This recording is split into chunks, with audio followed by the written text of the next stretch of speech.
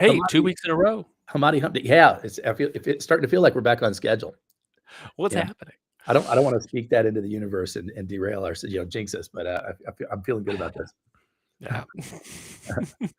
Uh, so, yeah, man, so this time we don't have as much to catch up on, and Well, I was there's trying. been a lot of news this last week.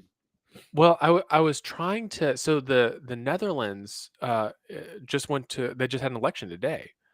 So I was trying to get a little bit of a look into who won, and I'm trying to piece together which parties, are which, which is not always super easy to do. Um, Let me see It's if I hard, can. man. It's a bunch of white people voting for a bunch of white people, so Well, Netherlands is ethnically white. I mean, those are the, indigenous population. yeah. Um, so let me see, where was so I saw a list of the parties, and it's really funny. It seems like from the exit polling that the Liberal Party won the most seats. They didn't win a majority, they won the most seats. But the Liberal Party is actually what we would call like a center right party. Okay. So it's not so it's like the Liberal Party is which party now? Um, Yeah, and I like then how they make it easy for us. and That's yeah, easy so American so terms, left and right, so that's what we appreciate. so the parties are the two big ones right now that are looking like they're ahead of the game is the oh my gosh, this is the wrong one. It's the G D66. 66, I know, that was my favorite name. I was like, I don't know what that's for, but I like it. Yeah, they're Double they're the 66, they're just missing 1 6, right? D666. Yeah, Yeah. They're the Liberal Party, but for them, this is actually centrist, moderate. mhm. And then there's the PVV, and then the PVV is like their primary thing is they're anti migration. Oh, They're yeah, like that's a shut great down the border basically. And then you've got the VVD, and that's the People's Party for Freedom and Democracy. oh, yeah, And that's I good. can't figure out what they stand for. And then after that, you've got the Green Left Labor Party, so we know who that is. I'm just curious that Party for Democracy, do they let their voters actually vote for their candidates, or do they just select them for them the way we do here? I have no idea which party this is. Mhm. And then the other one is the CDA, which is the Christian Democratic Appeal, Mm, which is also a centrist party. So it seems like they have like 3 or 4 centrist parties, all of whom are stuff. So I don't know what's going on. I really wanted to look for because I heard that it was going on today, and I wanted to get some info on it, but it looks like it's too close to call, too early. We only have exit polls, and I can't even figure out what the different parties are. So, maybe next week I'll be able to look and be like, okay, this party is this. These are things that the Dutch people care about and what they voted for. And until then, we just I don't know. sorry about that. Yeah, I just went to ask, uh, Oh, did you get ChatGPT some more here, info? what are the potential ramifications of this election? Let's see what it says. Says that, there's significant and multifaceted ramifications. So, coalition challenges suggest a fragmented parliament with as many as 15 parties getting seats, which Mhm. makes forming a stable government difficult. Most likely coalition would involve D66, VVD, CDA, and possibly GLPVDA. Oh my gosh. It just HSPVA, reminds me of that, YouTube video. GLP-1. Right. Sorry. Reminds me of that YouTube video we were watching, when we were in, Iceland, and it was, where they were talking about, like, the Danish language. It's like, Oh, yeah. yeah, you can't understand the Danish language, now we can't Yeah. understand what the political parties mean. It's like, I Um, don't know what to say, so I just said the word Cameloso. Camelot Cameloso. Oh, Well, Cameloso. so here's something. So if D66 indeed becomes the largest party, which it looks like, it's a historic shift. Their leader would be the youngest and first openly gay prime minister. Um, If potentially, he's able to form a coalition government, which as a moderate or centrist party, probably, like, mhm, that's usually what moderate and centrist parties are good at, so I'm right. guessing. Yeah, Wilder's PVV is projected to be second largest, but that's a step back for them, and so, Yeah. um, uh, Not a centrist party. right.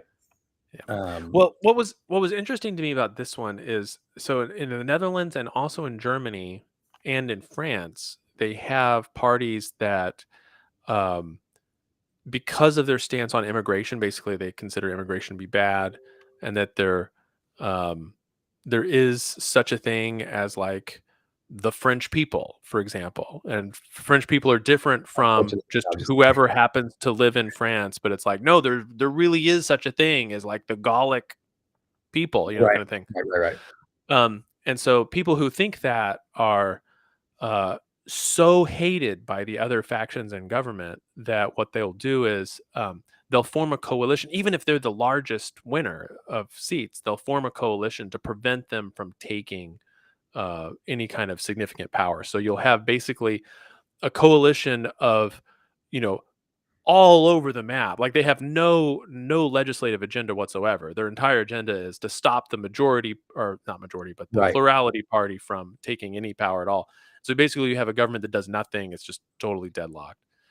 Well, I And mean, is that a better outcome, you think? I mean, I would think that's a better outcome than what they just did in, Germany, where they just, completely just at the last minute outlawed one of the parties and oh said, "Oh, yeah, you can't vote yeah, for them." Yeah, AFD, right? Alternative for Germany. AFD. Yeah. And it's funny because, speaking of that, and I had posted this in our chat earlier today, but, um, there was some, Republican Congress, I can't remember his name, but he just posted, I don't even wanna advertise his, his name for the No, podcast. let's name him and shame him. You Yeah, you okay, there you posted go. it. Yeah, name him and shame him. It was Andy Ogles. Andy Ogles? Ogilvy's. Well, anyway, if any of Ogles? you guys know who this clown is, bottom line is like this guy, he's on uh, Twitter today saying how he hopes Pam Bondi, this socialist Mamdani is about to be made the mayor of New York. No, the people are going to elect him, but whatever. He's Uh, likely gonna be he's going voted to be in. made the mayor of New York, and so we need to deport him immediately because of all these sketchy things that he said in the past. And I hope she does her job because we can still save the city. And I'm like, dude, a year ago, less than a year ago, here's a tweet from you talking about how it was atrocious that Colorado was trying to get Trump off the ballot in the state because they're interfering with the will of the voters. It's like what it's it's brazen, the hypocrisy there, and it's just I mean, my personal opinion is let the people vote. I mean, if there's a crime, some disqualifying event that's like legit that you got caught up, whatever, but it wasn't just brought up in the heat of campaign to try to get you off the ballot. That's one thing, but I mean, this is all crap, and Yeah. it's to let the people vote. And So people so can get what they want, and then they can decide whether that works for them or not later. so I think so I agree with you. Here's the argument that I think people say when they're like, no, we can't do that. So let the people vote usually comes along with the thing of we'll win them over next time. They'll see how bad it is. We'll win them over the next time. Sure. Right. So Well, what that's the happens? argument for that was the argument for kicking Trump off the ballot. You can let him back in there. He's an authoritarian. He's going to take over. We're not going to have any more elections. We can't We're let not that going to happen. have any more Yep. elections, right? So it's like, well, we vote in this person, and that's the He's already last won one election, insurrection, so that's the whole point of that. right? Yep. And so, like, oh my gosh, Mamdani, if he gets in, that's the last election we'll have. New York City will become like, you know, Soviet Union or something, and there It's just won't be any ridiculous. elections. I mean, it's just ridiculous. It's like, do I think he's pretty far left? Yeah, he's pretty far left. But he's not some weird guy. They're trying to paint him like he's some jihadist. He's like, yes, he's Muslim, but he's showing up at drag queen things and all this other stuff. I mean, clearly he's not. I mean, his wife wears mini. She's Muslim. She wears mini skirts around. Like it's which by the way, good for them. I mean, they're cool Muslims. They're not like the Sharia law Muslims. They're saying like, oh yeah, he's going to bring in jihad. It's like this guy is so far away from jihad. It's ridiculous. Yeah. Do I think his policies are any good? I mean, no, I don't. Mathematically, they're Well, they're we'll find out. We'll find out. well, yeah, but I think it's pretty predictable where a lot of these policies go, and that's fine. I think a lot of voters, a lot of young people, frankly, they just a lot of the lessons that say maybe you and I learned growing up I mean, we were just teenagers, when the Berlin Wall fell down. I mean, like Mhm. I remember Glasnost and Perestroika going in with Gorbachev, and I remember being old enough to know that was different, right? But Yeah. I was just a kid, so I don't remember really like the Cold War and the Iron Curtain, type of 1960s, 1970s stuff. Like I was born in '75, so like you don't. It's not even that internalized for me. But like a lot of Mhm. these kids growing up now, they got no frame of reference whatsoever. And so I just Mhm. think it'd be useful, potentially. We'll get a frame of reference. That's right. That's right. And sometimes you need Do that, you know? do you think well, do you think people learned their lesson after Detroit went bankrupt? No, because they don't associate the bankruptcy of Detroit with socialism. They associate, No, no. yeah, they Well, associate Detroit didn't go with bankrupt because of socialism. corporatism. Was that? Detroit didn't go bankrupt because of socialism. It went bankrupt because of, uh, was it unfunded? It was unfunded public service mandates, followed by some kind of corruption thing or whatever. So just horrible mismanagement is Well, and plus basically. your core industry, which your entire city's based around, goes through dramatic upheaval. Mhm. You're gonna have some disruption in your tax base, and they didn't plan for any of that. So, um, could have happened to anybody, you know? So, could have happened to anybody. But yeah, they don't associate that with, like, social because it wasn't socialism, Yeah, you know what I mean? I I have a feeling the same thing will happen. So Mamdani will get elected, and I think like you, there's some predictable downsides to the policies that he's been offering, and then when those downsides kick in, I don't think people will connect the dots. They'll be like, "Oh wow, we voted this in." It'll be like, "Why is this happening to us?" Well, but also, have you I don't know if you've been listening to him the last, like, 3 or 4 weeks, but I mean, last Oh, month. dude, nothing he says the last month matters, man. But I mean, he's not. He's allowing himself to be. I mean, he's got all these like Clinton staffers and whatever else in there, Obama people. They're very much like, okay, hey, here's all the carrots. Come on in. We'll make you nice right at home. He's got his handlers working for him. They're gonna make him nice little centrist before he knows it. And he'll Mhm. be one of the corporate, Hey, but they'll throw him a bone or two, and so I think he has the potential to do great, frankly. yeah. So I Well, just think all of this right stuff is what I right can't get now, over. What I can't get over, yeah, pardon me, because we can keep that's talking okay. about New York, but what I can't get over is just this. It's unbelievable to see Republican people like this representative who were like, "Oh my God, the government's out here trying to like kick our people out. This is suppressing free speech, and this is rampant everywhere." And then the minute they're in power, well, I mean, 6 months later, and what are we, 10 months later? It's like, what do I mean, literally, like, without even seeing the irony in what they're saying, and whether Oh, it's yeah. this or whether it's the free speech curtailments or the fact that we're out here like bombing destroying these boats out of Venezuela with no declaration whatsoever. I mean, like, it's crazy. Just the flips on all these, like, I'm not, the whole America First agenda. It's like, hey, we believe in free speech, free expression, government, no lawfare, no undeclared wars. I mean, go down a whole list, all of which is great. Love it, love it, love it, love it. And it's like, we're just kidding. you know, now that we're in here, we got to do what we got to do, and I don't know.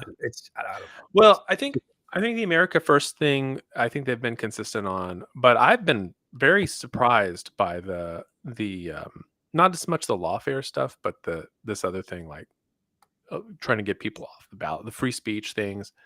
Like, Crazy. guys, this was all used against you. Like, doesn't Right. that still sting? Don't you not want that to happen to people? And I heard somebody say last Maybe week. I was not. I was listening to some, because I try to listen to some, kooky left wing stuff and kooky right wing stuff. Try to listen to all the kooks.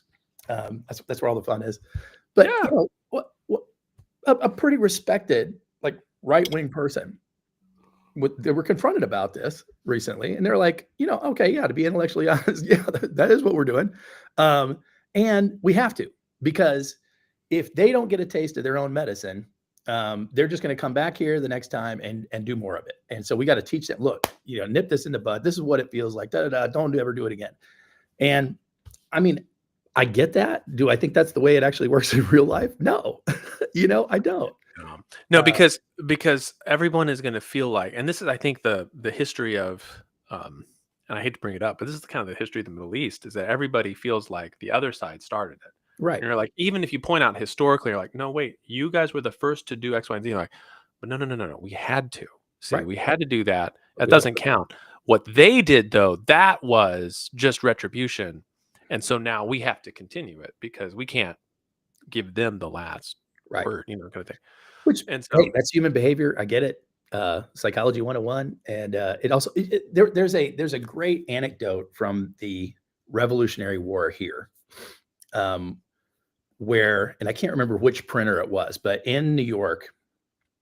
um, in New York, prior to the revolution, it was just right after the Tea Party or whatever. There was some magazine or newspaper guy, right? You picture the old printing press dude, with the ink all everywhere, right? spitting And the thing right. down. And there was a lot of propaganda being put out, right? So there's propaganda being put out like, hey, defeat tyranny and stand against the king and whatever. And then you had this other propaganda that the Crown was putting out, and the Tories basically saying, hey, and they were I can't remember the reference. It was some recent skirmish. I think Battle of Culloden or something like that, the Scottish Revolution, the Jacobite Revolution or whatever, Oh, okay. where they were like, hey, look, these guys they had their rebellion. It didn't work out. They moved on. It was painful reconciliation. We really don't want to go through that again. There's ways that we can kind of work out what our differences are, whatever. And so this private person had paid to have this thing printed, and Okay. it got the print shop got attacked. People were throwing bricks through the windows. They're threatening to drag the guy out and tar and feather the publisher, right? And Of course. there was this Sons of Liberty meeting or whatever where they're talking about this, and somebody makes the point, look, this is it's like this guy is printing this stuff, it goes against our cause, right? And the story goes that the person that kind of spoke up for the printer and said, look, this is a guy running a business, getting paid to print what people want to pay to put advertisement. That's what he does. And we have to be, our movement stands for the freedom of expression and the right to say, hey, I have a problem with this, and to be heard, right? And that we put our ideas out there, and they deserve respect and they deserve some consideration. And that's the whole thing we've been talking about. And so for us to say, no, we're going to silence you if you're not on our page, that's literally, again, the antithesis of what we believe. And so like what we need to do is just say, look, give this guy an apology, let him print whatever he wants to print, and the best ideas are going to win. And I think there's this thinking of like, hey, first we have to decide like who we are, and then we have to act like who we are in order to create that out there. And right now it's like just both sides have dragged themselves down to this, it's a very binary win-lose equation, and the only thing that differs between me and you is that right now I'm in power and you're not, or vice versa. That's the only real difference. And it's, I don't know. It's just the one thing I'm hopeful for, because these statements like this, they're so close together. I mean, this is not something from 10 years ago. This is just like literally like a few months ago. And you have completely flip-flopped here just because the guy's wearing a different jersey, Yeah. And I'm hoping that more and more people see that and go, okay, none of this means anything, and let's just figure out like actually like what we actually want this to be about and go after it, Yeah. Um, I'd like to see, how every once in a while, they'll get people to really push candidates to pledge for something, and you'll see this happen on debate stages and stuff. And that's a way of maybe directing the conversation within the party. So famously, the one for oh gosh, for the you mean Republicans was, right. Will you promise to support the eventual nominee, whoever that is? Raise your hand, yeah, right? that's one. Yeah. Or the stuff from Grover Nyquist on tax policy Yeah, that right. Will you for a promise long never to raise time. taxes under any circumstances, right? Right. And Or then in 2024 during or pardon me, 2020 during their Democratic primary then, how many of you are in favor of medical care for illegal immigrants? Everybody raises their hand, Right, right? right. Yeah. So I would like to see some more systemic ones like what we're talking about here. Like, how many of you would pledge not to ever use the machinery of government to deny your political opponents equal access to, media or whatever like that, the ballot, whatever, and have people like, yes, I pledge never to use the machinery of government to do that, and so on. Like Whatever even those pledges are worth.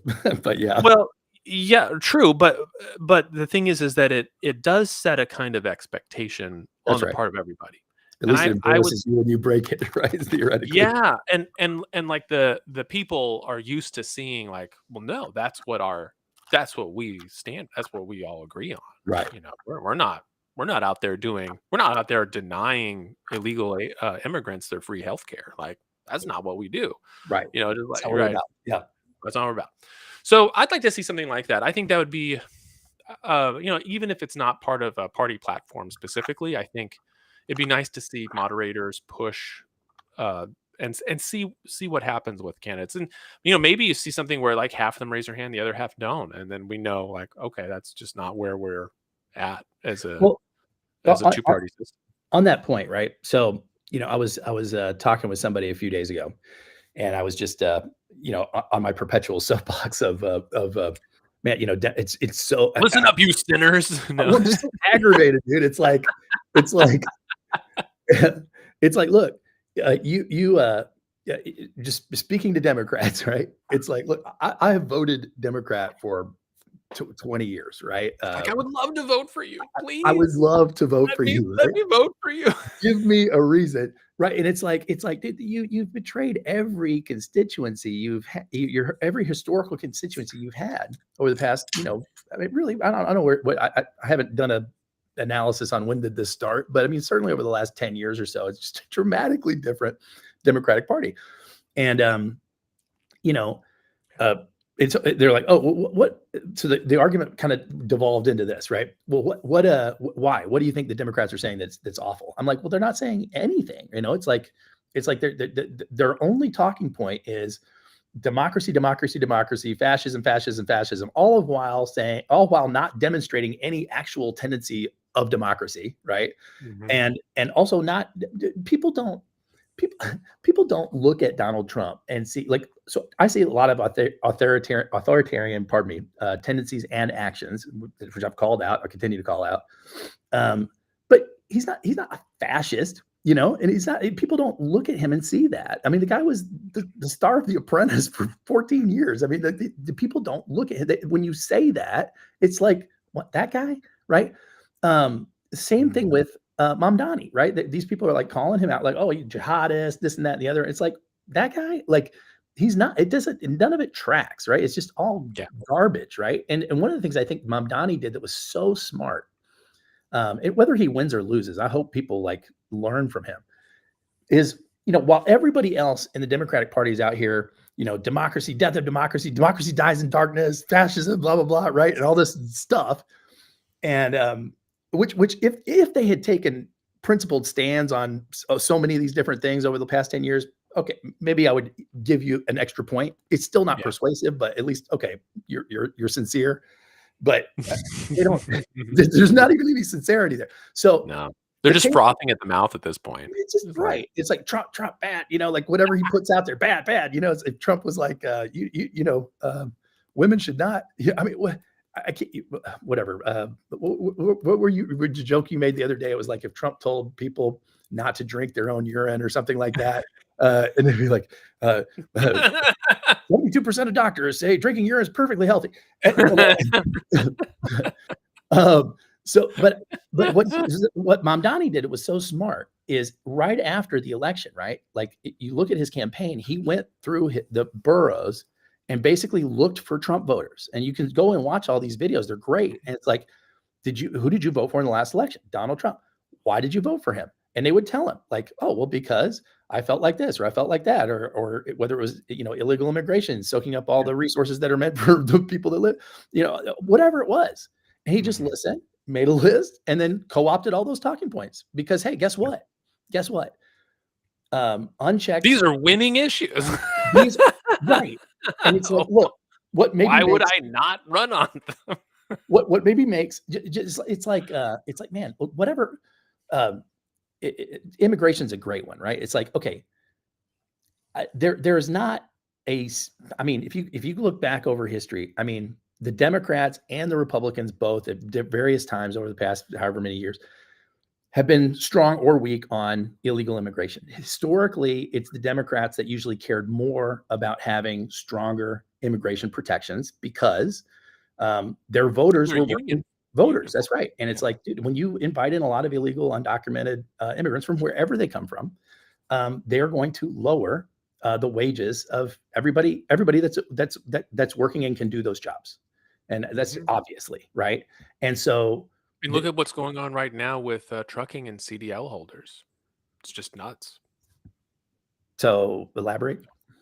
Oh, so some states, sanctuary states, California's right now Oh yeah, coming yeah, into yeah. I play for just this. saw that Yeah. article. It's illegal immigrants was driving CDL and killed some people, right?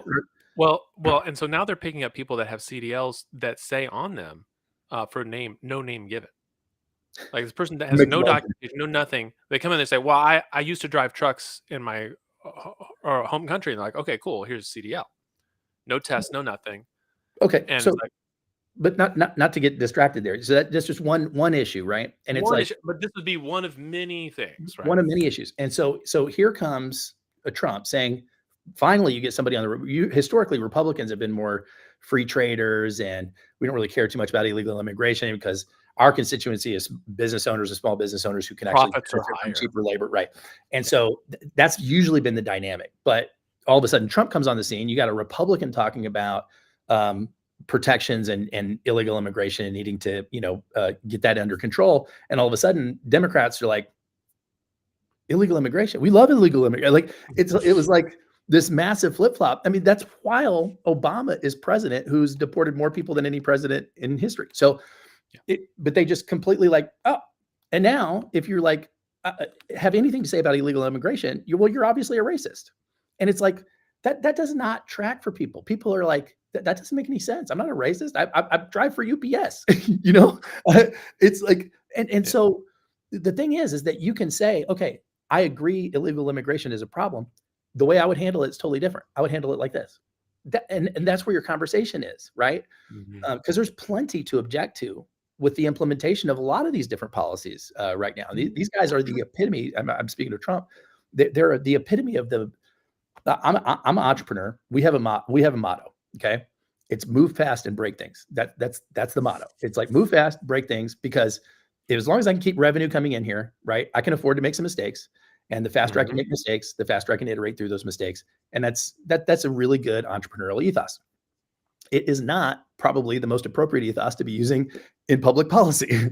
And so you're going to have some unwanted, unforeseen consequences, which are going to be problems for you if you have an opponent who can language them, but we don't have an opponent who can language them because all they say is undermining undermining democracy, undermining the system. And it's this repeating nonsense rather than just Mhm. acknowledging, hey, we get this is a problem and we would approach it this way because this, and this, right?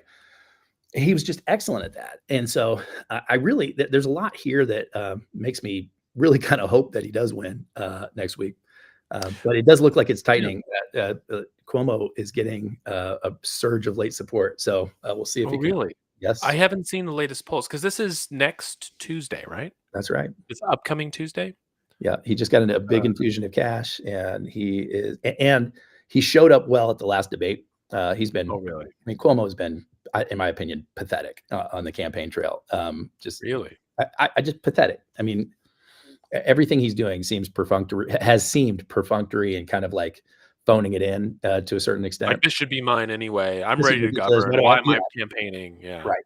And he finally, it looks like, started to take it seriously. Has some really strong blows on Mamdani. So I mean, like to me, I love it.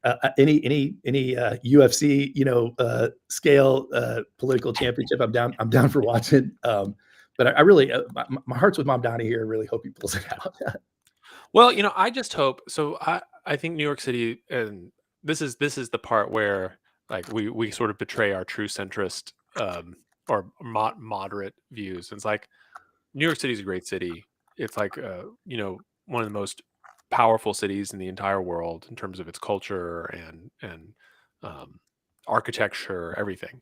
I heart And New York, yeah, yeah. truly. So whoever wins, even I hope that their time as mayor is like really successful, and that we see New York City really blossom. And that's my hope. And if it's from a really unorthodox position, like Mamdani gets in, it's like, oh my gosh, now what?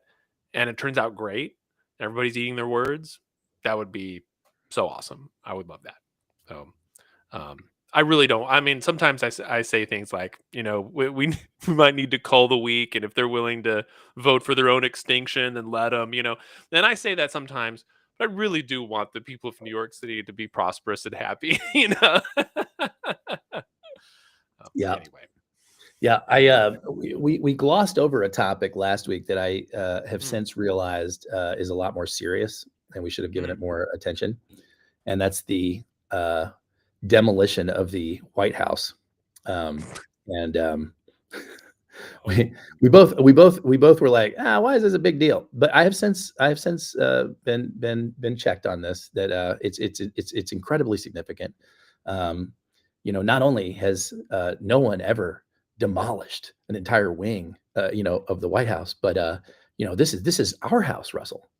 It's our house, it belongs to us, and he's just doing this without any consultation or anything. And you know, and I think Hillary Clinton actually posted that, guys, this is your house. And then I don't know if you saw, Trump tweeted back and says, I'm actually thinking about christening the ballroom, the Monica Lewinsky ballroom. Thank you for the suggestion. oh, Um, ooh, oh, uh, oh, wow. he's yeah, that was not nice. But anyway, there are a lot of people that are really enraged about this. You know, It's very significant to a lot of people. And I don't it's I don't understand the significance. If somebody wants to yeah. chime in and explain it to me, I'm all ears. So it's funny you mentioned this. So my oldest daughter Claire and I had kind of a intense argument about this day before yesterday. Okay. Where she felt like this was truly outrageous what was being done. And I was like, um, you know, check out this picture of the interior of the White House under Truman. And like, have you seen the Truman pictures? No, mm-mm. Oh, okay. I'm gonna post this to you. Um, See, the difference is, Russ, those were all inside. Uh, so, it's like, this is a historical building. And now I don't know if it's been designated a historical place. I don't hold on, know. I don't know what the rules are, but typically hold on. you can do a lot of stuff inside a historical building without modifying the outside. Like you have to keep these palisades and these columns or whatever, because Just uh, hold on. yeah. Okay. Hold on. All right. Before you go too far down this, I'm just gonna send you this picture, and if you care to post it, the center picture is the one that I think is the most remarkable. Um, this little triptych, but Did you share it? I sent it to your I sent it to you by text. Oh, to my phone? Telly, no Telly. Oh, okay. You can share your screen in here. Oh, do I have this by itself? Okay, here we go. All right, sharing my screen. And it is this one. Okay. So that middle picture is the interior of the White House. Mhm. And as you can see, it is taken all the way down to the studs. Like you can see the brick in the front. There is nothing.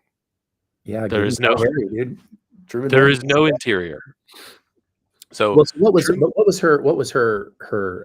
so for those of you who so don't know, I Claire showed is her this. my niece, Yeah, I Russell's showed her daughter, this. I was 18, like college 19, freshman. 19. Yeah. So I showed her this. I was like, look, I mean, there's when you think of like, oh, this historic building, it's like our house is almost the same age as the interior of the White House. Like the White House interior, there's nothing of it that's original. It's completely gutted out, totally different.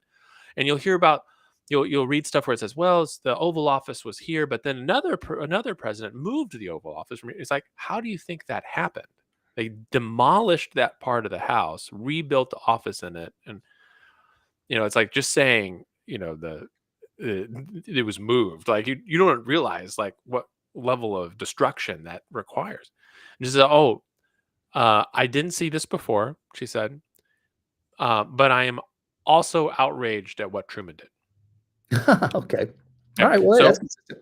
right, so her position is something like there's the original that was built in 1790 something or other. John Adams was the first resident, Right, right, right? right. But the British burned that And one down. So right. So, okay, British burned it down. The structure, the outside structure remained, but then everything that was added after that was all wrong. mm. So, like, hey, there was no front portico at all. It's like shouldn't So have been, both the East Wing and the West Wing basically shouldn't be there. shouldn't be. The the walkways that shouldn't be there. Rose garden shouldn't be there. None of this stuff should be there. That's right. What And the should happen? president can walk to work just like everybody else. Give me a break. Yeah. Unless you So have an so office in his own house. Work from home. It's work from home day. yeah. So like the idea is that this is a historic building, and that our task should not even be renovation but preservation. You should preserve it um, to the same level that it was. Like it's the difference between That's like valid. yeah. I just So don't know whether those are actually the rules or not, though. So well, so when I was like, look, let's say that's true. The thing is that this is an office building. Number one, this is hundreds of people work here. They got to have elevators. They got to make it ADA compliant. You got wiring. You got all this stuff. People's offices change. There's a lot of movement in and out of there. Things wear out. Um, like before, there was no need to have like a bunker for in case of like a nuclear explosion and stuff. So that had to be built. The only way to build it is underneath. You had to tunnel underneath it. You had to build a whole set of secure systems in order to get that elevator, running the way it's supposed to. Um, there, they added in a pool. There's a bowling alley that wasn't like it. This is an office building, and it has really cool architecture that's iconic and beautiful, or whatever. But this is an well, office building, and if you treat it as something that's not an office building, then it will cease to be useful over time as well, an office. it's also a historical monument. Colloquially, if not legally. Right. You know, so I just looked this up on Gemini. So for Claire and anybody else, it says, I'm going to skip over some of this stuff, but basically, the White House is one of only 3 buildings, along with the U.S. Capitol and the Supreme Court. So those 3 buildings are Mhm. specifically exempted from the National Historic Preservation Act. Okay. The NHPA has Section 106, which is a review process before you can make any alterations to a National Historic Preserved building designated as such, right? So these 3 buildings are designated as such, but they're specifically exempted from that review process.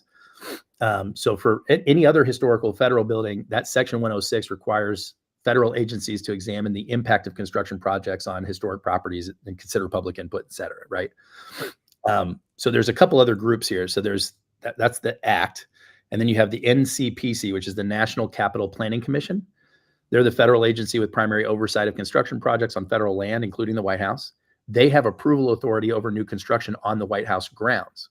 However, the White House maintains the NCPC has no jurisdiction over demolition or site preparation.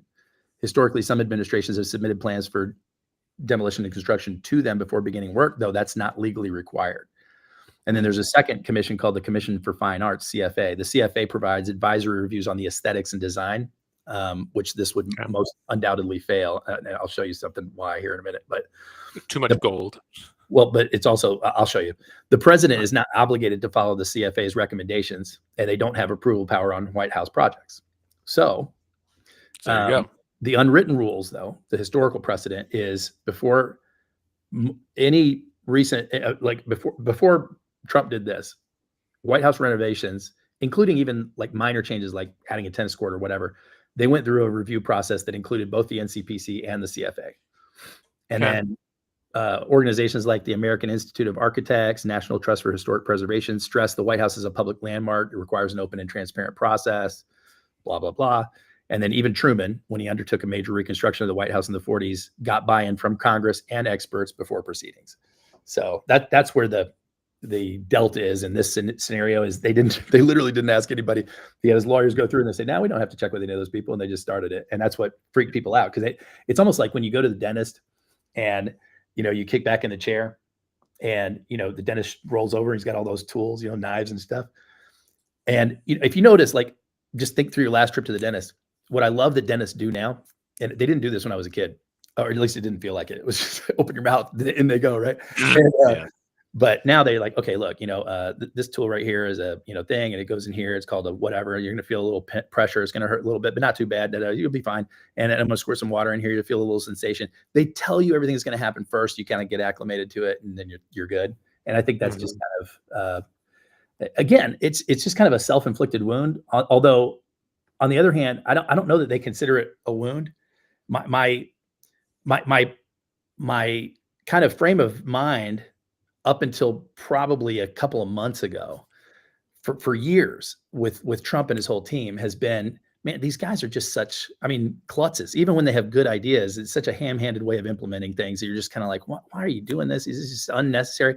But I think it's actually all part of this strategy. It's like, if we can get these other guys to howl and cry foul and get hysterical over everything, then all of a sudden nobody takes them seriously on anything. And that's exactly what's happened. And so I just, on another level, I got to take my hats off to them a little bit of strategy.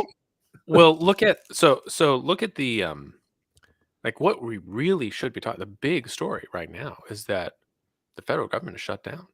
Yeah, right. And Right now, as we're talking, they've run out of money. And in fact, the Democrats right now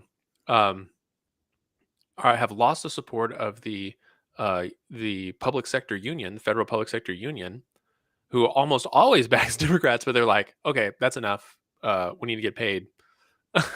And also, they're talking about firing us permanently, not this whole like stay at home and then get your back pay. Like, we can't do that.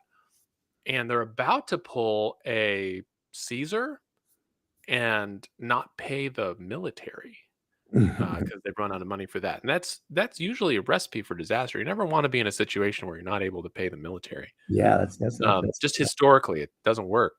But anyway, we're not talking about that. We're talking about the ballroom. Yeah. We're talking about the ballroom, something that is not even funded by public dollars, apparently. Like, it's all done through private donations and stuff. Sure. And It's also, a way to get around the bribery rules, right? It's like, right. Hey, you want to be on Trump's good side here. I know you're looking for this thing, and we need another 100 million for this. So, no problem. Happy to do Yeah. it. Well, it's the way most people would. The way most times like the presidential libraries are funded. Well, right. Funded Sure. by donors. Yeah. So same basic model. But yeah, so it's great. Like, hey, we just did this thing, and the outrage is actually a feature. Like, if they did this and they didn't have every single headline screaming at them, then they'd be like, man, we failed. I guess it just wasn't outrageous enough. Maybe we should have turned in, we should have turned in architectural visualizations where all the paintings on the walls were all of Trump.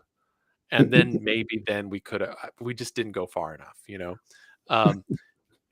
So, yeah, like when you say it's part of the strategy, I think it is part of the strategy at this point. But yeah, I mean, I think, so you're saying that say if the Supreme Court, if Roberts and the Supreme Court said, hey, the main room that we do all our deliberations in is too small, and in fact, everything's kind of outdated.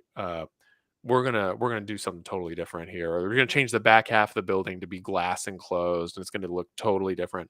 That they can just do that because that's their co-equal branch of government. And they can make their own choices about how the Supreme Court building looks. It's completely exempt from, it's not that they're going to do it, but if they wanted to, they could. No one can tell them no.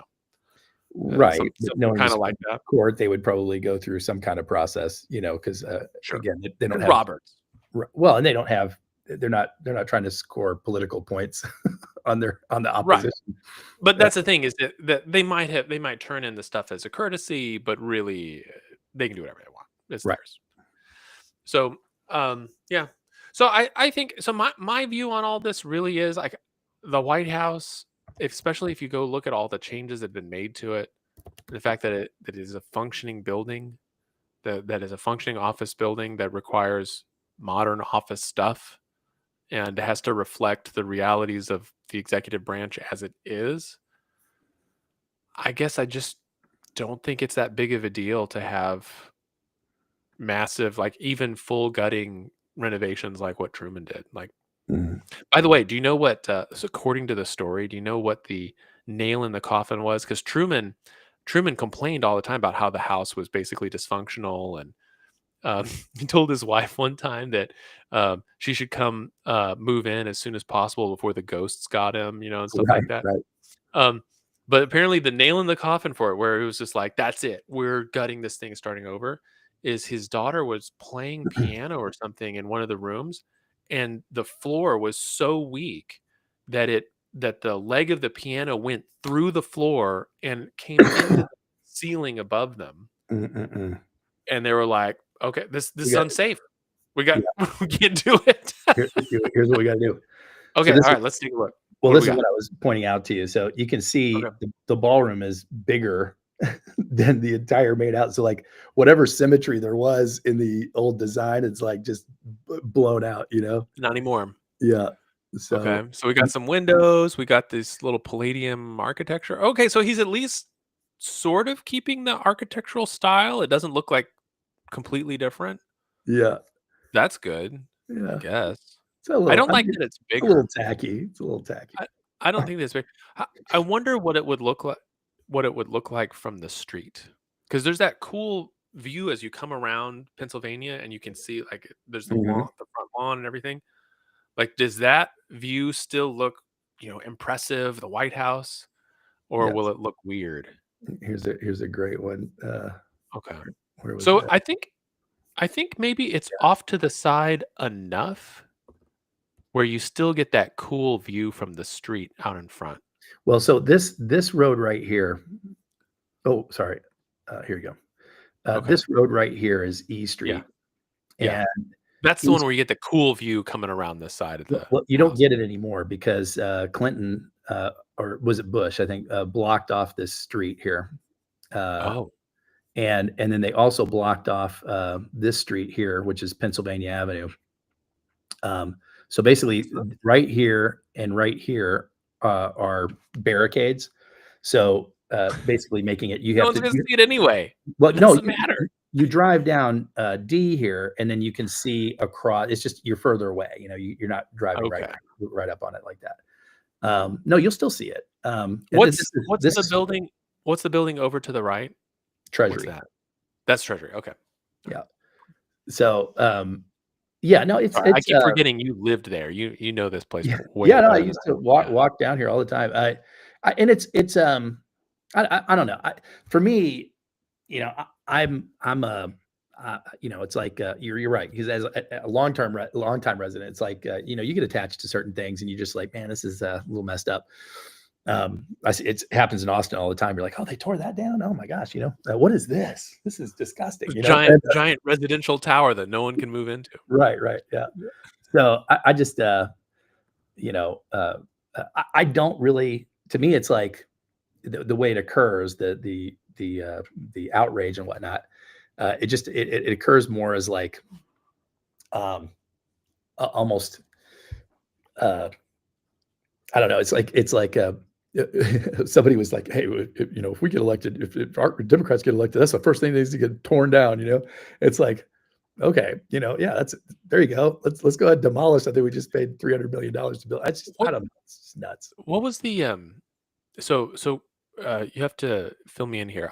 I read somewhere that the official reasoning for this, the justification for it was that whenever they have these big state dinner things or whatever, that they're having to build a tent out on the lawn, or and so they're having to deal with like weather, and there's a lot of That's true. wear and tear on that, and or they have to go to a different venue, and then there's all sorts of weird security issues that Security has to be issues. That's dealt right. with. And so basically, it was like we need the space. We're in a position where we can build it, and maybe we would all disagree, or we could disagree about where it exactly it is, or should it have been built. Maybe if it was built in that lawn space as a completely separate thing on one or the other side, then maybe people would, you know, it wouldn't be as No, big of a deal or no, whatever. it would still be the problem. It'd be like, "Oh, no, now you're Now blocking you the can't see eclipse," this. Yeah. I was having a thought But exercise. what do you think about that justification though? Is it like, yeah, that sounds Well, I think it I is would want to have that space, it you is know? true. I mean, that is they do not have an entertaining space, anywhere on par with you saw some of these state dinners when, the president goes to England or France or whatever, and you just get or Russia, you get entertained in these, like, amazing spaces, and we just don't have anything like that. Um, uh, that's I mean, we have venues that are like that, but they're not on the White House property. You have to go and Mhm. deal with, set up everything and whatnot. But it's not like it can't be done. I mean, it's Right. just Well, 2 they've blocks been away. doing It's it. just yeah, Yeah. we've been doing it. It's not that big of a deal. But bottom line is it's a chance for Trump to put a stamp on the skyline and on the property itself, Right. which Democrats feel is like, oh, he's marking his territory here, and now everybody that comes Third in, term. Third yeah, term. oh, that's we need to talk about that next, and then and then also, on the flip side, though, from Trump's perspective, and somebody made this point. I thought it was a good point. It's like, look, I mean, he is a builder. That's what he does. I mean, like they've been building buildings all over the world, and not for nothing. Trump properties are nice properties, and so have they had a loss in commercial value? Yes, because of the political stances, though, not because they're not, AAA properties or whatever. So I Yeah. just, I don't, to me, it's like, I was seeing articles where it's like, oh, because of these sloppy architecture plans, they've uncovered all these different things. There are going to be problems in the new building, et cetera, because they don't know what they're doing. And it's like, dude, if one organization knows what they're doing, it's like, The if we company that's turn over built skyscrapers, that company? right, and they renovated the old post office building, which is right next door to the White House, and it's won all kinds of architectural awards. I mean, it's stupid. It's like saying that Charles Schwab doesn't know how to invest money, or that Yeah. Halliburton doesn't know how to do defense contracting or something. It's ridiculous. It's like, dude, I mean, do I want them doing this in this world? That's a legitimate conversation, but to say they don't know how to construct a dam or it's ridiculous. Um, False. yeah, oh, and demonstrably, and so I don't know. I Hmm. don't. To me, I'm just ambivalent. It's like, okay, and if anything else, it's exposed that, hey, people have a free, as everything with this administration. Whoever comes next, same party, other party, they are going to wildly expand upon all of these loopholes that they have discovered, and leverage points that they've attempted to use. So many things on here have not been litigated properly, and as they do get litigated, and you realize, oh no, president has that power too. Oh no, president can do that too.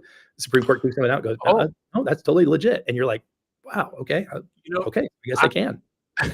speaking of, I was doing a little bit of research because I thought maybe we'll talk about a little more about the National Guard Oh yeah, stuff yeah, being, yeah. but that's a We great probably example.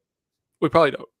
But the funny part about it is that whenever this was going on originally, and he's like, well, I'm using this law or whatever, and it gets blocked, and some jurisdictions have blocked it, others haven't. The Ninth Circuit said that it was fine, so they overturned a lower court judge that tried to block him from doing it. Yep, And then Trump said, well, it's like, I'm just trying to do it the nice way. I could always just invoke the Insurrection Act.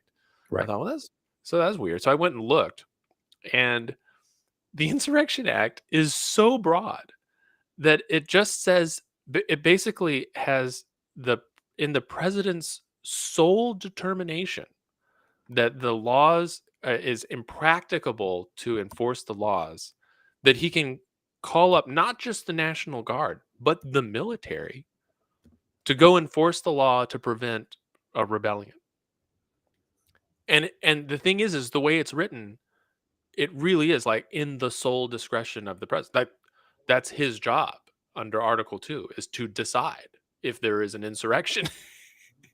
And so several years ago, there was this push in Congress to redefine that, but it failed, of course, because Congress is terrible. Um, but it's like, oh yeah, like he could just declare an insurrection at any time, and it cannot be that there is no way to do any kind of judicial review. Look at how this is worded. I had to look it up because I'm like, okay, let's see what this actually says. So, in all cases of insurrection or obstruction to the laws of any individual state or territory, it is lawful for the president to call forth the militia, that's anywhere in the country, Mhm. causing the laws to be duly executed. It shall be lawful for him to employ such part of the land or naval forces as be judged necessary, having first observed all the prerequisites of the law in that respect. And Yep, that's it. you can do whatever you want. So, which is insane, but okay, that's the way it's written. And I think it's funny, like I have conversations with my kids all the time. It's like, look, just because you can do something doesn't mean you should do that, And Mhm. a lot of times, like, hey, we have the power to do this.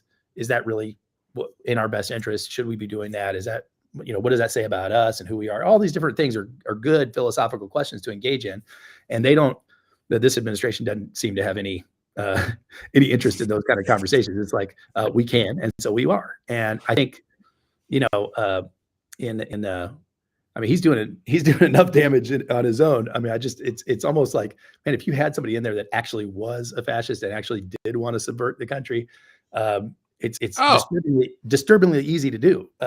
It yeah. is Well, my point of but view, but I think that reveals that we are like when people say, "Oh, we don't have a monarchy. We have three branches of government, blah blah blah."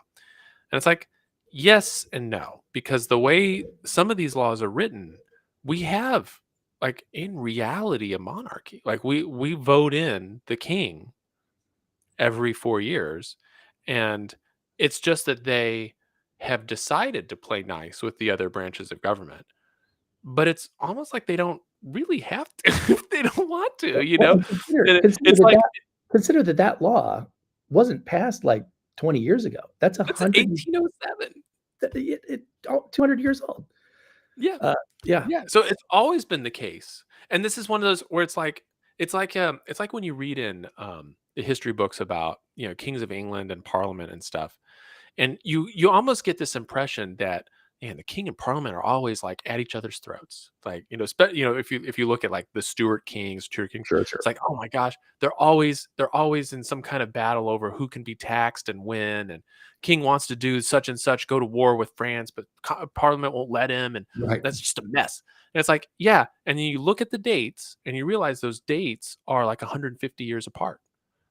And you're just seeing it as like a big deal because, well, that's the part that was interesting that they included in the history book. But you had Right. 150 years there where basically nothing happened, where king does his thing, parliament People does their going about thing, their lives. Yeah, nobody had a problem. Right. everything's fine, right? And so it's like that's what we've been in. We've been in a time where it's like there's no conflict. Like, oh, I'll ask pretty please Congress for some money for my stuff and to affirm my people, and then they say yes, and everything's good, and and it's like, oh, we get someone's like, no, I have the authority to do this. Now everyone's mad, and it's like, well, he always had the authority. He just didn't use it.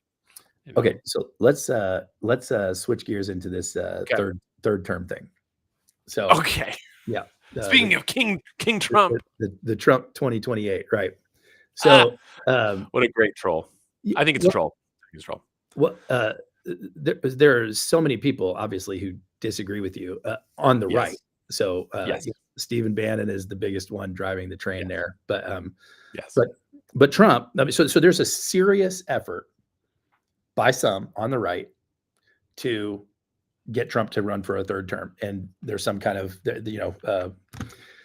legal loophole they're going to pull out of their hat. What's the last I heard, the mechanism was that he would be voted in he would be named Speaker of the House, and then the president and vice president would both resign, making him the speaker is third in line. So then he would become. So you don't run for speaker. The Congress can choose their speaker And a from anybody. non-member to be speaker. Even it doesn't matter. They can Choose pick anybody. anybody. That's right. They can And pick you. so right. So this would be like everybody knows what's going to happen. So you're voting in Congress and these two and the president and vice president for the purpose of them stepping down and naming, and then Trump would, as Speaker of the House, would simply become the Would president. ascend to it, and Right. therefore he was not elected a third time. He became Right. president, but he was not It would elected. be kind of like before. I think in Russia they had term limits on the presidency, and so Well, Putin was not Putin did allowed this. to run. That's right. Putin did this. Yeah, and then Right. he just And dismantled that part of the Constitution after he got back. well, We don't need that yeah. anymore. Well, after so it's like the guy was there. He was basically there simply to rubber stamp everything that That's his lieutenant Putin did, and then one of the things they rubber stamped was the repeal of the term limits, and so then he stepped down. Putin ascended, and then got reelected. So it's not like this kind really of thing like hasn't happened before, just not here. But yeah, so you're saying like, hey, look, this is a real worry. They did over there. We're not saying we're better than them. well, Like well I, it could happen here too, you know? it wouldn't have surprised me in the least had they pulled a rabbit out of the hat and attempted to do that, because there's enough serious people on the right that, I mean, if it was just people on the left saying, "Oh, he's going to do," but there are people on the right promoting this, and every time Trump has been asked about it, every time he has refused to rule it out. Like he's like, Yeah. "Well, I mean, we'll just have to see. I mean, I didn't think you could do that, but I mean, there's some smart people over here that say I can't. So I don't know. We'll see." Yeah. Yeah. And he would just that was his answer. And my assumption has been for most of this time that that two possibilities. One, they do intend to do that, and so therefore he's, I mean, the people that are saying they intend to do that absolutely intend to do that. Now, whether they need his support, he has to be willing to go through whatever plan they come up with. But anyway, so there is. I mean, I don't want to discount it. There is a serious effort by some Yeah. to try to make that happen, and these are recognized friends of the administration and people in the administration. So it's not some crazy idea. Well, no, hold on. Can I just push back on one thing? Sure. Well, Okay. okay, sure. When I hear someone say like, "Oh no, there's some serious people that are trying to do this," their plans exist for this. It reminds me of like watching the X-Files, and every time like there's something happens, and Mulder will say, "There have been documented reports." And that's sort of a running joke in our family. There have been documented reports, and it's like of what? It's all sorts of crazy stuff. People who can walk through walls and stuff. And every time, Gillian Anderson Scully just rolls her eyes. It's like documented reports. Like what the heck? Like so there Like, have been like documented reports. So it's like whenever it hits, oh, they're Jesus, planned. They're children of planned. Abraham. God could turn these rocks into children of Abraham. It's Yeah, like, there've been documented reports. hey, ChatGPT So just wrote me a document yeah, reporting it. Yeah. reporting. Yeah. Yeah. So now when someone's like, there are plans out there, and it's like, sure, I'm sure there are, just like there's documented reports. Like, Right. But if Stephen Miller means says nothing. something, that has more significance than if Megyn Kelly says something. Right. Yes. Okay. Yes. So that's all I'm saying. So like there are serious people that do. So people higher up on the chain that where it would actually matter. That's right. That's Okay, right. gotcha. And Trump has never disavowed it. Right. And so that is what it is. That's the fact. And so my extrapolation has been one of two possibilities. Either they actually intend to do that, or they don't intend to do that. And Trump wisely is keeping it alive because it prevents him from being a lame duck. I mean, so no Republican has been able to come out and say, or even jockey for the heir apparent type role, even though maybe there's JD and Marco. We could make a short list, on the podcast even, but nobody has really been able to come out and say that, because there's this kind of, well, I mean, if Trump runs, I mean, then that's going to make us look really bad, and so it's like, so it's really kept everybody at bay. And it's also been like, it's kept all the pressure off of him for having to show favoritism or indicate this is my favorite son or whatever kind of case may be. So you're saying it prevents the political vultures from circling the corpse, basically. Correct. Because there's no corpse. Might not be dead. That's right. Corpse could live for a long time, and so we don't know what they have up to. All right. Right. All right. That's been my kind of more likely scenario is now, Okay. right? Has Okay. some strategic value. So last night, I don't know if you saw, but there was a press junket on the plane. He'll come back and talk to the press. How y'all doing back here? He doesn't say y'all. Pardon me. As George Bush said, how you's doing? um, but they asked him specifically because somebody pretty prominent had put it out there again, and Okay. and he said, and he definitively ruled it out. He was like, no. I Oh, mean, okay. he's like, look, I mean, Constitution is totally clear on that. Can't do that. That can't happen. That's not going to Doesn't he happen. say something like, "That's too bad, though"? Something like that. But it was kind of, Too but bad. he basically put it to bed. And Okay. so Interesting. I was thinking to myself this morning when I saw that clip, I'm like, man, that's interesting. Why would he do that before the midterm? You would think like the better time to do that. Like if my theory had been true that he was kind of trying to keep the vultures up, like you'd want to kind of do it after the midterms. Right. But That's I a have an year idea. away. I have an idea of why. Okay. But Okay. I'm I'm curious curious. if you have any thoughts on. So I just thought of it as, so I didn't even think strategically as you did. I just thought of it as like Trump being the Trolling supreme chief. ringmaster. It's like let's keep everyone dancing. It's like he sees Right. the press as like the dog balancing on a ball or something like that. He's like keep balancing, bro. Like I'll Well, throw you the treat. it's literally Pavlov's dog. If I throw this out here, these are But the predictable response. So let's just do that. let's have some fun. Let's have some Right. fun with these jokers. I never took it very seriously, mainly due to his age. I mean, he's when he finishes his term, he'll be 82, I think. Right. And he seems like a vigorous man, but he doesn't look like he's in the best of health. Well, I don't know if you saw some of these videos from just even this last trip, but he kind of wandered off from it was kind of reminiscent of Biden-esque. just kind of wandered off in the middle of but Well, but but that's the thing is like I think the he'll probably finish his term, but I don't think he would want to run again, like, and be 86 when he leaves office. Like, why would he do that? Like, so I just didn't take it seriously at all. Uh, so yeah, but as far as the midterms thing, that's a year away. right. So You know, why would you do that now? Well, it's also about the time when people would putting their feelers out for a primary campaign. Because the primaries are going to be January of the next year. Mhm. So you don't like, if you wait that long, it doesn't give Right. anybody a chance to But build up a head of steam. Trump is not known for being the most considerate, oh, I need to get out of the way to help these guys. Like I don't think that's, But I mean, you're right. That's a possibility, but I I don't think. think he would want to protect his legacy. I think he would want at least a George H.W. Bush to follow him up. Follow up his Reagan, whatever. Like get a spiritual third term to continue solidify the Yeah. stuff that he did. Yeah. So I don't think he would want to sabotage that. I don't know. What are your thoughts? Maybe you probably have something real juicy here. I can tell. Well, it's not juicy. It's just if you noticed the last month or so, 2 months or so, there's been this language emerging on the left, which is actually really smart, and it's for once like, oh, that one actually has some legs. It's like, look, uh, we get that you preferred Trump this time, and that's cool. We obviously have some work to do. There's a couple people been saying this kind of thing. Okay. Shapiro and a couple other people, just basically like, hey, we did not perform well. We didn't display ourselves well. We get a lot of people prefer Trump. We understand that. If We couldn't nothing else, close the sale. yeah, if nothing else, during these midterms, during these elections coming up, you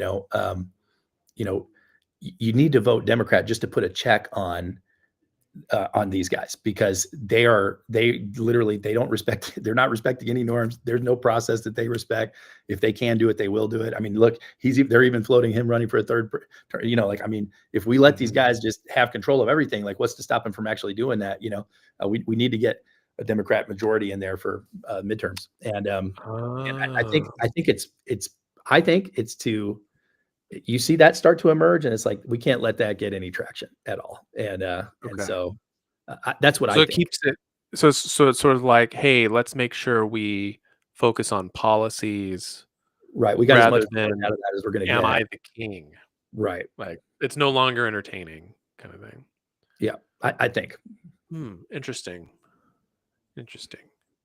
What has been so far because I know it's probably a little too early. Congressional races don't have such a long cycle, but, like, what do you think the primary Democrat message is shaping up to be? There isn't a one right now. I mean, right now, You don't see one? what it needs to be is I would say housing and jobs. it needs to be a giant mea culpa, you know? I the Really? yeah, it just needs to be, look, um, if you've been part of this mess, right? To just come out and own it. Look at what Marjorie Taylor Greene is doing right now, right? Like, Uh-huh. so she's, I mean, stalwart Republican, right? I mean, she's the most MAGA of MAGA people, right? Yep. And look at MAGA Barbie. all the counterpoints that she's come out with this year, right? I mean, she's on the other side on the Epstein file release. She's Okay. on the other side on uh, voting with the Democrats to get the healthcare extension back in place. Like, she's like, look, this is affecting. Okay. She's right now talking about SNAP benefits, right? And that this is we got to reopen the government. What are we doing? We're not even in session, which is correct, by the way, Okay. right? And so, So you're like, "Wow, voice of I did not have that on my bingo card, MGT." I did not have this Or on my video card. MTG, Yeah, yeah. I've been very like, oh, MTG is speaking some actual O legit sense. okay, yeah, I'll Uh, take it. we need that on the Democrat side. We need Mhm. people on the Democrat side, if you've been a part of this mess, to just own it, right? And just say, look, We all got a little carried away. look, we Yeah. got distracted with fringe concerns, and we forgot who we were actually trying to represent, to the point where we didn't even we didn't even trust the voters to actually, like, nominate our candidate, right? And Yeah. here's what my campaign is focused on. I'm running in Chester County, and the people in my county, whatever, and it's focused on issues that actually affect people. It's not this fascism and democracy and all this nonsense. It's Yeah. checkbook affordability issues. That is the number one thing. Inflation, for all the stuff that they say. I mean, we're back up to 3% inflation now, and it's like, okay, well, that's where it was in January, and so it's like, okay, so yeah, we had some good progress, and now it's all the way, it's back up. My guess is it'll continue to go, because we still haven't felt the effects of these tariffs as they take effect. That is inflationary, and so I just think those numbers, they're going to have to deal with it. And if Republicans aren't careful, they'll fall into the exact same trap, because they already are, that Biden was in, which is like, people are starting to talk about how, hey, the price of this or the price of that, and they're coming back with, yeah, but the price of this and the price of that, Right. like basically, like, Or hedonically, it's actually better. right. Actually, the economy's great, and it's like, dude, that's the same thing that they were saying. It's like, you're not taking into account. It's like, look, the right answer on all this stuff is, hey, we're proud of the work we've done. We still got a lot of work to do, And Yeah. yes, it's not where it needs to be. And I'm in here working my ass off every day to make sure that I deliver on all these things. It's not acceptable. I don't accept it. We're not doing a good job. We've done what we can. Here's the impediments to us doing it. If we had more partnership over there, blah, blah, blah, blah, blah. But regardless of that, I'm taking responsibility for it. And here's what we're going to do going forward. Yeah. People respond to that. And to have it Some act accountability. yes, and to have Yeah. so show up, and all the language right now on the left is like, we need to be more authentic. It's like, you don't need to be more authentic. What You we need to need to do is be we need to authentic. swear more on Yeah, podcasts. let's drop the F bomb. People love that. They love hearing us swear. Did you hear even Trump commented on it? He's like, yeah, I see that they're using the F word a lot, and that's really interesting. I use the F Yeah, word too sometimes, but I feel like there's a right way to do it, and yeah, just doing a lot. you're A not doing a good job. little Yeah. too much. You're like, If I was gonna give so, some advice to the Democrats, I would try to pull because I think the issue right now is you can't you can't vote for just your guy and your issue like locally. because it's like, hey, my representative I like, or this person is talking to me about something really good, but if I vote for them and the Democrats get control of the House or whatever, it's just going to turn into the same stuff we had during the Biden years, and it's no good. I don't want that. If And the so I if think the if what the needs if to the happen. national party doesn't get aligned with either something like what I'm saying, or pick something, if there's something else that pulls better, fine, use it. Yeah. But if you keep doing the same thing you've been doing, you're going to get the exact same result. And if they roll out with messaging like they have been, this democracy, fascism, nonsense, Hmm. you're right. Because the local guy who's a solid Democrat who does care about working people, he's going to be associated with that national brand, and people are going to exactly do what you say. It's like, well, if we elect this guy, he's going to have to vote. We know what happens. They get up there on Capitol Hill, they're going to twist his arm, and now we're going to have more of this other nonsense. I agree with you, 100%. So what I would do is I would do some Democrat version of Contract with America, Right, something like, yeah, something like that. So it's like, we as a party, we're going to do this. I know maybe you voted Republican your whole life or whatever. Doesn't matter. Here's what we're going to do. Here's the stuff. Here's what we're going to focus on. Here's the stuff that we're not that concerned about. We'll leave that up to the local lower governments. priority. Yeah, Yeah, it's like that's primarily for local governments to sort out. But here's what we're going to try to do nationally. here's what we're committed to doing nationally. Yeah, Yeah, yeah. It's like, here's how we're going to do it. Here's why it's important. And then and it's like, so vote blue, not just because you like that candidate, although we're going to put up only the best possible candidates. Like, you're going to love them. we're You gonna let you immediately pick the best candidates. We're gonna run so many people. you pick Your the yeah. candidates. Yes, exactly, exactly. But it's like when the leadership in the House, when we all get up there, this is what we're doing. And I think that would be, especially if there was something really compelling about what they did, maybe something very innovative. Like, I don't think it could be like, we're going to reduce our carbon footprint by 0.5%. It's like, it's got to be something where people are like, I would love to live in a country that does that, whatever it is. And as much as we could talk, I don't mean to harp on the climate change stuff, because the climate change stuff really is like a game of percentage, and unless you're really into the activism for that, you can't sell a percentage change. Mhm. That's right. Where you could sell something like, we're going to make such and such land park, like Teddy Roosevelt. This land is going to be for everybody to come visit and see the beauty of America. Okay, well, that's the kind of thing that people can get excited about, living in a country that does that. So I don't know what that would be, right? So that's the thing. I'm not a policy strategist, but I think if people could get excited about living in a country that does those things, whatever those things are, then I think they've got a real good shot. And if they can build that platform out and start seeing it at least voted on, even if it doesn't eventually get signed into law, but if it's like, we're doing it, we're trying it, like, here's the half that we could get the other side to agree on, and it's Mm. happening today. And here's the other half that they're never going to agree on, and you just gotta vote more of us in. Like, we're ready. Let's go, kind of thing. Think about this. Then I think that gives them a good strong chance for 28. Yeah, So, the Democrats controlled the House of Representatives for, I think, 40 years. It was like from the 50s to oh yeah, 1994. And then Contract of America, Republicans took blew back that over. up. But 40 years, man, think about that. 40 years, they had never controlled the House. They'd been a persistent minority for 40 years. That is absolutely the kind of thinking. It Her doesn't have to Majesty's loyal opposition, be, that's it. That's all we are. more or less. Yeah. Yeah. Man, let me tell you, like what people don't realize too about the difference between the House and the Senate. In the House, when so a one vote majority in the House, 400, I think 30 some odd members, a one vote majority means that party is in control of every committee. So every committee usually has 9 members. It's 5-4 usually. And so 5-4 means the chair of every single committee is controlled by a Democrat. The Speaker of the House is a Democrat. And so, Set and the and agenda, what can get voted on at all.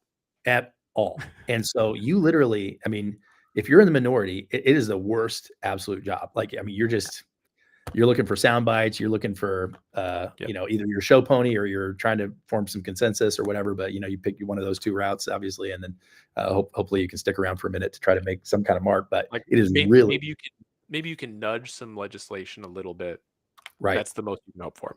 That's right. Unlike in the Senate has same dynamic in terms of committees and chairmen and things like that. But the Senate has perpetual rules that they've all kind of agreed upon that they run under, along with the filibuster protection. So it really you have to negotiate to get anything done there, which is why it's so difficult to do anything in the Senate. But Yeah. yeah, yeah, it's a. I agree with you 100% that they need to come up with something. And right now, you don't see any serious so look at the leaders of the party, the leaders that are in office right now. So you got Schumer, Pelosi, Jeffries, AOC, Bernie, whatever. You got your leaders and your mouthpieces or whatever. They're all over the map, some super far left in terms of their policies and stuff. Which, by the way, like I share a couple of those, and then but they're certainly not consensus views. They're just they're pie in the sky views, and they're still completely hooked on Trump is evil. We have to defeat fascism. I mean, they're out to lunch, man. And the people on the outside coming up. Kamala Harris now is gonna rerun. She's I mean, Oh, really? she hasn't said so, but she's very open to it. Oh, And which well, okay, that'd be interesting. Yeah. Gavin Newsom, I think he's got a nice shot. He looks the part, has a nice shot. But I think there's so He much comes across as very fake, though. very I don't fake, know. and there's dude, he's got so much baggage. So I don't really know. I think it's like. Mm. And they're all kind of like waiting for Jesus to, it's like somebody come and save us, And I think it's like, okay, well, nobody's coming to save you. You guys have to like sit down and actually like think through some Yeah. things. And where are you doing that? I wonder if something like that. So something kind of like that happened with the Republicans in 2016. I mean, that was the year Jeb was supposed to take everything, you know, But and what do you mean though? well, so basically, like Jeb and Ted Cruz and some of these other folks, so you're sort of your normal people, That's right. The right? predictable. And Yeah. they were gonna is like, well, they got all these donors and they're just gonna run away with it, and Trump winds up getting nominated and changes the Republican Party fundamentally. I think even if you take away all the cult of personality stuff, But see, uh, that can't happen on the Democrat side. They have too many safeguards in place. right? Well, no, it wouldn't happen. It wouldn't happen like that. Yeah. But like, let's say Mamdani, and I'm just throwing his name out Okay. there because he's nationally known, right? Let's say he gets elected and things are amazing in New York. Or Like, at least not a total disaster, right? Like, if not a it's disaster, possible, and he's gonna be like fine. Yeah. the people that live Oh, it's there, pretty even the low ones for him. even the ones that don't like it, and they say, "Well, okay, I think it would have been better if it'd been the other guy, but Dude, if the it's buses still and the good." subway keeps running on time, if Trash the gets city picked doesn't up. descend into riots and burning and cop killings, Yeah.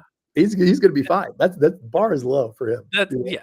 But I mean, but also, like, what if he's able to work out a good deal with the police union, and there's some beautification of Right. Central Park that happens, and it's like, what if it's really nice, and so um he can come in and say, this is the new direction for the Democrat Party, and you'll see. I mean, he's already the mayor of this huge city, and you would see people line up behind it. Like, there wouldn't be any need to expel him like a virus, like it was with Trump. But you would see a change in the party come out of that. Like, Mm. it would be like, okay, we're now fully Democrat socialists, um, but in this model, and here's the thing, here's how that would work. So I think that's still possible. It wouldn't be like a hostile takeover, but like it would be someone that had the energy and sort of the joy of the people and success that would Here's the make thing that happen. I don't think it will so I like where you're going. I don't think it will be Mamdani, Yeah, like I said, I uh, don't know who it would. Yeah, but your illustration is well taken. I think the thing about the thing that's been occurring to me over the past few months is just the power of manifestation, if you want to call it that, right? you That manifest destiny. right. Well, that like, but or just how our language, the idea that our language, what we speak about, what we think about, Winds most up becoming true. Yeah, creates our reality, right? yeah, And whether you're in, I'm not trying to get all woo woo, but like there's sure. that's a widely accepted notion that in your own personal life, if you're creating positivity with your words and with your mind, et cetera, you will alter the way that you experience your reality, right? Okay. But I'm saying on a much higher level, right? If you think about and for those of you watching that despise Trump, if you can just table that for a second and just think about him as a political uh, uh, uh, show and tell or object lesson, right? Okay. Is if you he has he first of all his people say, oh, he doesn't have any convictions, he'll blow it the way he's transactional. That's very true, but there are some core things that he's been very consistent on for 40 years, right? Most of which are what I would classify as the left leaning labor, whether it's tariffs and trade, and we can drive harder bargains with our trading Mhm. partners, and also um, we are engaged in places where we don't have any interest or does need to Sure, be engaged there, right? Like we sure. can reorganize how we are deployed globally in a more intelligent way. I think that's self-evident, but those two things are just very basically, I think, true, evidentiary true, Right. positions. And even if they weren't, the fact that he's consistently held them, right? The same thing with Sanders. Sanders has been very consistent on several core things around his, democratic socialism message, which Mhm. is why he has such cachet and credibility with so many people. Where you're like, how did people who were going to vote for Bernie, the minute that was stolen from him and Hillary got nominated, they flipped over and voted for Trump? Like, that doesn't make any sense.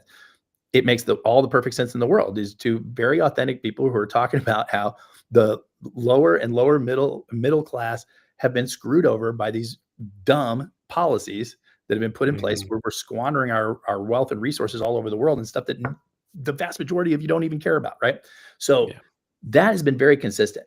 So because he had the convictions of decades of this belief and consistent messaging around it, right? And it really was truly part of like where he stands. This is my view, but like when all of the negative messaging, first from Republicans, as he was coming up the primary process, circular firing squad in on him, like, we got to shoot this gorilla, and he just kept getting stronger and stronger and stronger, right? It allowed Mhm. him to weather that because whatever, y'all are stupid, right? And Right. then when he's president, and it's like, oh, the first term, and he's losing, all these support, major conservative. I remember you sharing articles with you and different things like that, where it's like, dude, another one, another big conservative is like, I can't do this anymore. This guy's off the rails, whatever. Mhm. All of which, in my assessment, are accurate. Yet he stayed completely like, no, this is the direction we need to go, right? Um, and then and then cast into the wilderness, basically, when he didn't get reelected, and almost pursued into prison and everything. And the entire time just kept creating with his language, right, and his belief that, we're coming back, we're going to take this back. They took it from the last time. That won't happen again. Too big to rig. All this other stuff. They're coming after me. That means they're coming after you. I'm standing here taking your arrows. I need you behind me. All that stuff, and gathering that horde behind him. Yep. The great unwashed masses, whatever you want to call it. But it's the power of belief, right? The power of and anybody else. Well, maybe not anybody else. The vast majority of politicians that you watch, right? The minute the wind blows the wrong way on them, they're flipping around looking for an exit ramp, right? Or, I didn't mean that. Oh, no, it was misunderstood, misquoted. Like, oh, yeah, Mhm. yeah, we've had to reevaluate. I mean, he just it's like, no. So, like, is there somebody on the left who actually believes in some things that they can stand up and articulate Mm. to the voters? This is where the system is going wrong for you. This is what I see all this happening. This is bull. And here's what I'm going to do about it, and nobody is going to derail me from this, right? And prior to the last month or so, yeah, I could have said that was Mamdani, but he doesn't really have any of these principles. He's just saying which is good for him. Good for him. I don't hate the player, right? AOC maybe, except she's not very I would say educated on some of these financial things that she claims. She doesn't seem to debate well.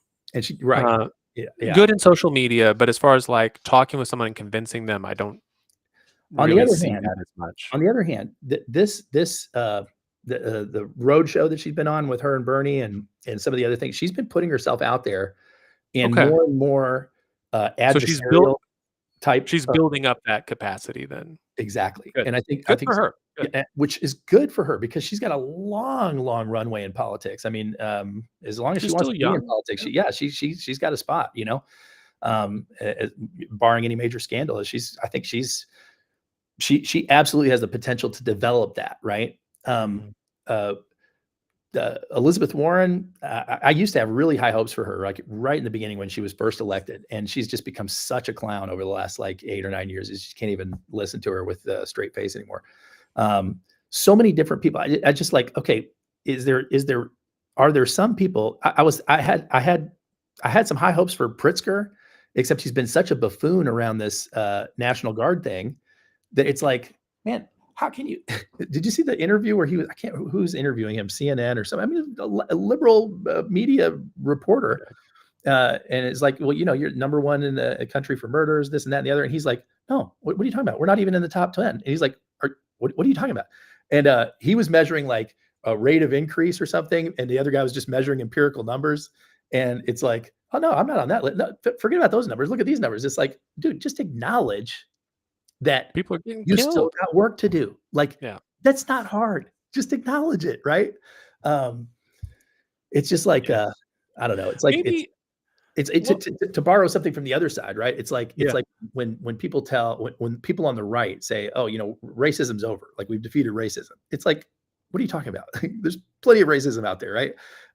Is it everywhere? Is it hiding under every bush? Of course not, right? But there's no big deal to saying, look, we come a long way and we still have work to do, right? And both sides could acknowledge that, because there's people on the left that can't even give you credit for any accomplishments over the last like 300 years. It's like slavery's over. Most now than it's ever been. You're like, what are you talking about? It's just like, look, we've made a lot of progress. We still got work to do. It's okay.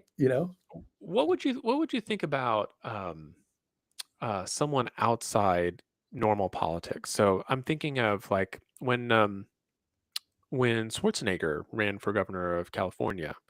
And we can talk about whether he was effective or not, but like he was able to capture the imaginations of mostly a center left state as a Republican, which is pretty interesting. Do you think something like that would be an interesting case for sure on the Democrat side? I'm not like I'm imagining. I don't know what his personal politics are, but like someone very affable. That people want to listen to and is usually convincing. So like maybe someone like Matthew McConaughey, for example. Right. Exactly, dude. So I don't know what all, but like, let's say someone like that who could articulate left-wing positions, or even articulate new ones, like forgotten positions that no one's arguing for, but in a way that captures people's imagination. So earlier, I guess we never really finished that loop, but I was saying, what's needed if you were part of the mess, right? If you're in politics now, you have to come out and do a mea culpa if you actually want to get forward, right? Mm-hmm. But the way to dodge all of that is for somebody from the outside to come in, because if you look, that's where Trump came from. Trump came from the outside, so he was able to come in and say, look, you have idiots running your party, and war on terror was bad. War on terror was bad. You were misled. They spent $6 trillion on nothing, right? Like, I mean, they tortured people, right? I mean, he was saying everything that you do not say in a Republican primary, and which is why it was so fun to watch. It's like, especially as a Democrat, historically Democrat voter, it's like, yeah, thank God, finally have a Republican saying the truth, And, but the thing is, like, the average voter was saying that too. Right. I mean, if you think about it, Trump did, even if you despise Trump, think he's awful, worst thing ever, I'm grateful to him for decoupling in so many, well, not decoupling, but like dramatically reducing Mhm. the grip that the religious right had on the Republican Party. Like it was this litmus test of you got to be, you got to be going to church, you got to be saying Jesus, prayer, you got to be obviously you got to be all this stuff. That's why Ted Cruz thought he had the inside, drew the inside, straight on that, because he was the one, that had No one can out Jesus Ted. you can out Jesus me, and I mean, I care more about Israel than I do about America. I'm like, he literally says these things. He said that, and I it's know, I know, I yeah, know. it's crazy. And so you're like, okay, well, I was so disgusted with Republicans for a couple decades because of what I saw going on there, and it's like, um, I mean, he completely like, I mean, I don't know why evangelicals love him as much as they do. As a former evangelical myself, I don't get it. It's like I can get you like the outcome here, you like the outcome here, you like the outcome here. But how these Mhm. people like make apologies for all his behavior and how they're like some of them were calling this the anointed one and all this. It's crazy to me. It's like, dude, read your Bible. He doesn't even think he's going to heaven. He said so 2 weeks ago. You know, it's like, do you think you're going to go to heaven? He goes, probably not. I don't think they let people like me in there. I mean, which again is just like, oh man, this guy's authentic. Like he does, yeah. Why would he think he's going? Strangely refreshing. Yeah, I've never asked God for forgiveness. I have no idea what 2 Corinthians is, and I don't think I'm going to heaven. We know, Yeah. but it's like, I just think if they had somebody from the outside on the Democratic side, absolutely, you know. And I like your pull, your candidate. I was trying to think of like who would I like pull out of my hat. McConaughey is a good one. Um, I there was think you would have regionals. I know he, for a little bit, flirted with the idea of governor, statewide office. yeah, Yeah. governor in Texas. He wound up not running. Probably it's like it's politics is so messy. He doesn't need to. Like, uh, Yeah, it's fine. But I do think you think so. he would have run as a Democrat? Do you know? I don't know what his I don't politics are. I don't know what Okay. his politics are. I've heard him. In fact, I was watching a podcast he was on recently with uh, Diary. Was it? Yeah, the Diary of a CEO. Did I send you that link? I don't remember. So for those of you guys watching, one of my favorite podcasts is Diary of a CEO, and a young black British dude. I think he's here in Austin too. But he had McConaughey on. His great interview, one of the best interviews I think I've seen. His backstory, just his journey, so many of the different things that impacted him have also like impacted me over the years. Also, with dramatically different results, obviously. Sure. But Yeah. um, he's just he's an interesting guy. I don't know whether I'd vote for him or not. I'd have to hear what he stands for or whatever whenever he stands. But I think he would be a really solid choice of the type of person that needs to stand for Yeah. one party or the other. He would just Mhm. be an asset, I think, assuming that he can, Yeah. stay on message and knows what he believes. And I think that's really the critical thing. Do you know what you believe? And I Yeah. think there's so few people on both sides that actually have a clue what they believe. And that's why it makes Trump such a unusual force, I think, to be reckoned with. The reason that his followers are like constantly like just loyal almost to a fault is Mhm. because he's unapologetic about what he thinks. And he doesn't, yeah, you may not like this, but here's what it is.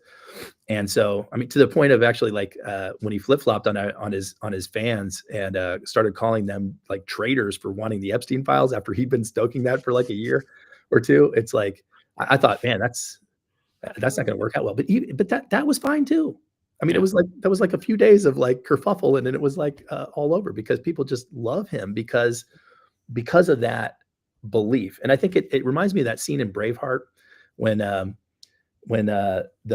young king, the prince wants to go fight with Braveheart, and he's talking to the dad that's all like kind of mangled up or whatever, and the dad's telling him, he says, and the dad says something like, "Oh, and you want to go fight like with him, right?" And he's like, "Yeah, yeah, we could do this, man. Scotland could be free." And the dad's like, "Right, right. Definitely, you should admire him. Uncompromising men are easy to admire." I always remember that phrase. Uncompromising men are easy to admire. And then he says, but it's the ability to compromise that makes you a king, which valid. That's one of the Mhm. reasons I think that movie's so great is every character is just so They're uh, all interesting. and they all ring true. It's like, oh, I could Yeah. see, like, I get where that guy's coming from, with the exception maybe of the king, who's just like very one dimensional. But you can't. Dude, that guy, what's his name? Edward something or other. That guy's got McGowan. That's one of the greatest actors ever. The trouble with Scotland is that it's full of Scots, you Full of know? Scots. But yeah, I think Yeah. that's can there be Maybe somebody like who rises maybe up maybe and believes something? like maybe we saw something like this with Gabbard in 2020. Gabbard Totally is a great different, example. Yep. right? And Yang in 2020. Yang is a great example. So maybe it's like they weren't the right ones, obviously, Mark and maybe it Cuban. wasn't the right time. Mark Cuban, the only thing with Cuban is he was such a shill this last election cycle. It may have damaged his credibility for a little bit. And I think, but again, if he came out with a mea culpa, again, it doesn't have to be like, I'm sorry. It's just, it doesn't, it's not, I'm Yeah. sorry. It's like, I acknowledge, right? Like, Mhm. I took my eye off the ball because to me, some of these issues I felt were just existential, and it didn't matter what the cost was or what needed to be said. Like we just had to stand up against these things, and I don't regret it because with that view, I don't regret it, right? And in the last 6 years, 8 years, whatever, 4 years, right? Like I've seen and I've learned, and here's what's actually important, right? And I Mhm. just, and I've been saying this for years, da da da, right? And I've been saying this for years, da da da, and I've been saying this for years, da da da, and that's what we needed. And I got distracted. That won't happen again, right? That's and then he'd be back to the races, because Cuban's great. I'm trying to think like some other people that would be just really good, maybe from the business world. Um, I don't know about celebrity world. I know, it's always Oprah's going to run and some others, but although Oprah might be a good one on the Democratic side. I don't know.